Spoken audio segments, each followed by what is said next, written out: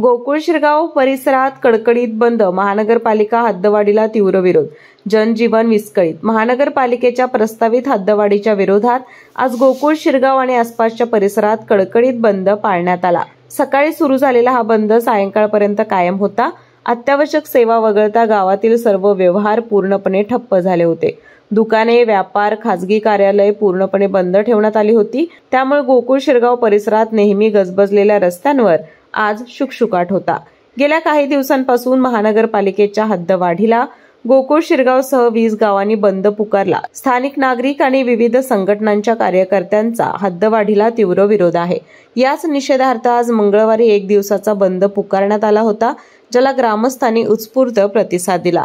सुदैवाने हा बंद शांततेत पार पडला। मात्र या बंदमुळे स्थानिक प्रशासनावर हद्दवाढीच्या निर्णयाबाबत फेरविचार करण्यासाठी नक्कीच दबाव वाढणार आहे, असं नागरिकांमधून ऐकायला मिळत होतं। प्रस्तावित हद्दवाढीच्या या बंदमुळे आता महानगरपालिका हद्दवाढीच्या मुद्द्यावर प्रशासन काय भूमिका घेत आहे हे पाहणं महत्त्वाचं ठरणार आहे।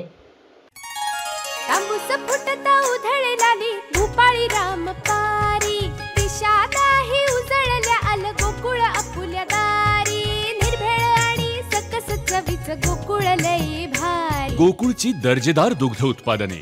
गोकुळ, अस्सल चव कोल्हापूरची।